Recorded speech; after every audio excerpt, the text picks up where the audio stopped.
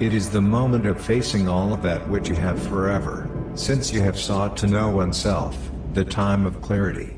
The coming to know of why one has suffered as well as smiled in the living experience.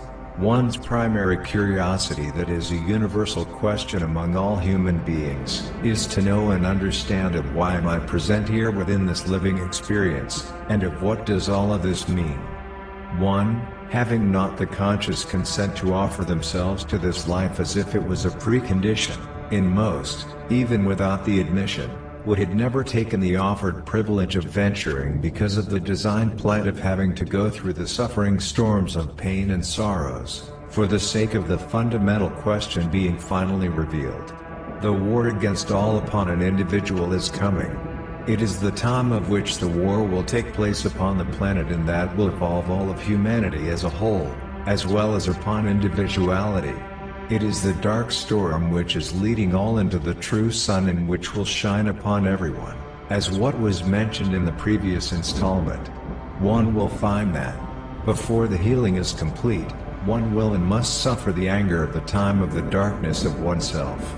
From coming to realize this and understand the importance of this most profound part of the healing journey, many matters of the mind and heart must be understood precisely. If not, then the healing in its completeness will not take place inside of the human being. This reveals another internal time of when, before the healing is complete, one is faced with a time of which a choice has to be made during the time of great anger and rage, and therefore, a time of turmoil of which a final decision will be made in terms of one's state of immortality.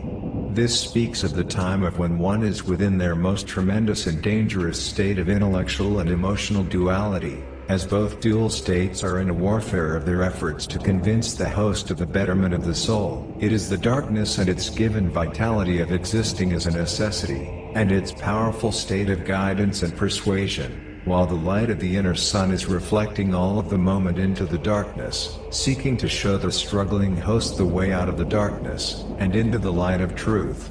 The truth that implies the fulfillment of one's living purpose from the beginning, of when one first known themselves to be a living human being, unto the present moment of when one will finally come to know who they are, what they are, and why they were destined to be a part of the life journey personally, individually, as well as for the betterment of every other living human being.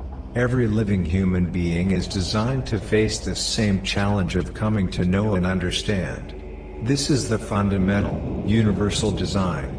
This places each human being within an immense colossal war against the forces of evil, which is in fact trying to own our destiny, in assuming that it has forever been the owner, and the forces of good, which also has an effort of claiming our soul's destiny, which also puts forth the same claim of ownership. But, be not deceived, this war is and has forever been created inside of you as the originator, as a force of a dual creator, of which the earth has been taught that it has forever been separated, and thus, in opposition to its own evil creation, while it, the creator, is the author of both activating forces that has caused mankind to feel as if he or she is being torn apart, while never for some, coming to realize and to accept that, to understand of how to coexist with both living forces, one must accept that they are both within themselves.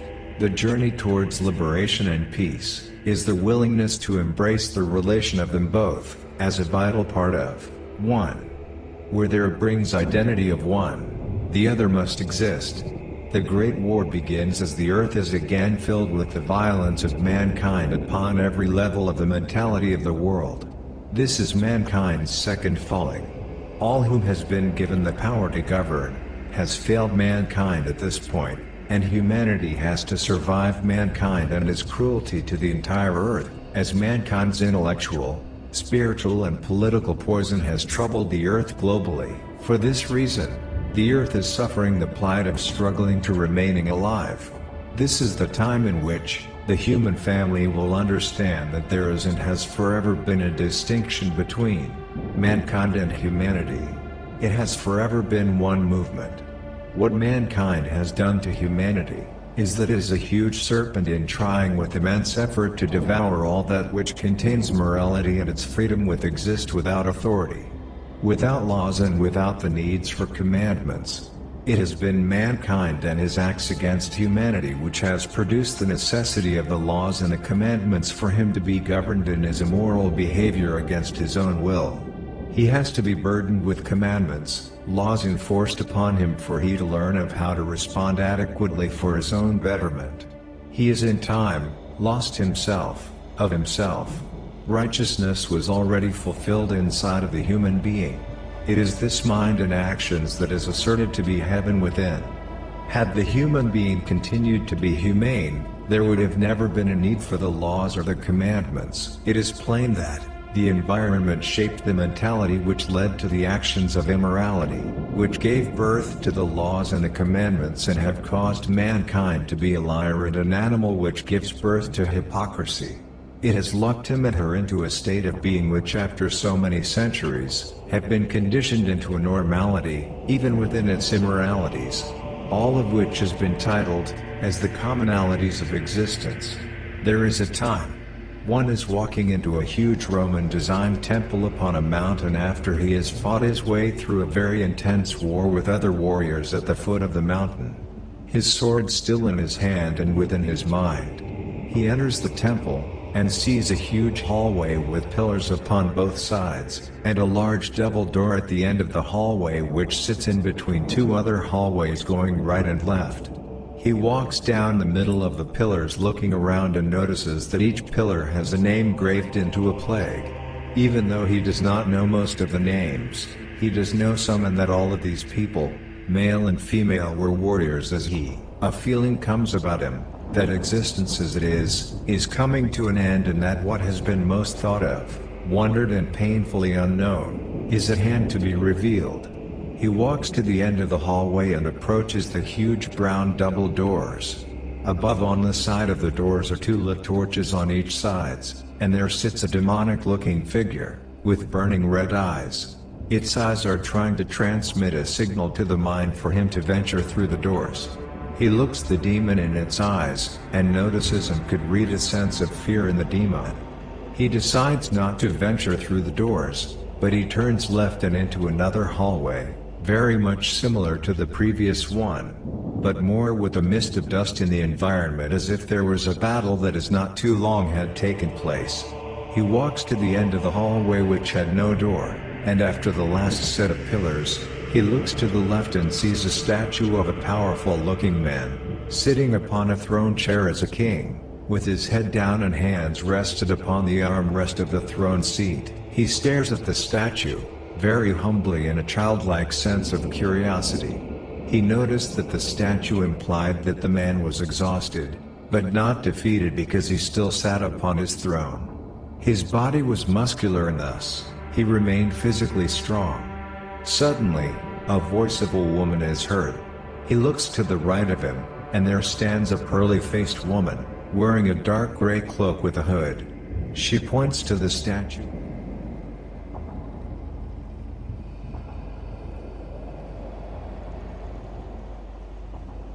You may approach the throne, that ye may see who was, and still is the great warrior and king of his own mortality.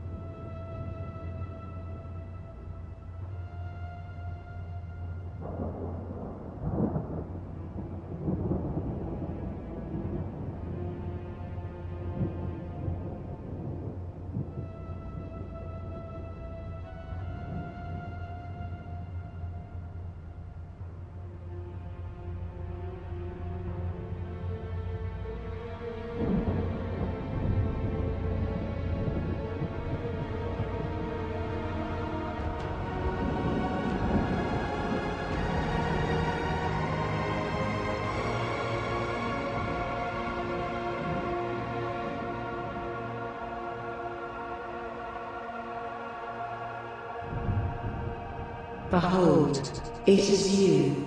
The battle that you survived beyond these walls has forever been the war which you have suffered within. The war which you have fought, all of your existing has always been with yourself. You have traveled through many valleys, looking for love, looking for acceptance, looking for humility. You have sought the enemy which you felt has stolen love from about your life, and he has never revealed his face of which you have thought to be at some given time recognized. The moment has come for you to die to this, as this man needs not rest, but death. His tiredness is that of his suffering. Only you can give him rest. Place down your inner sword and walk into the newness of the sun.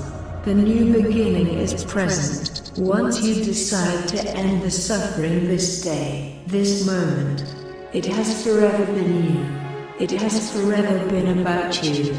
You know and understand this now. I serve no other further purpose than to tell you that which you have forever known, but was too in turmoil to embrace. All around you is a dwelling which is waiting for the death, so that you will be able to embrace the sun.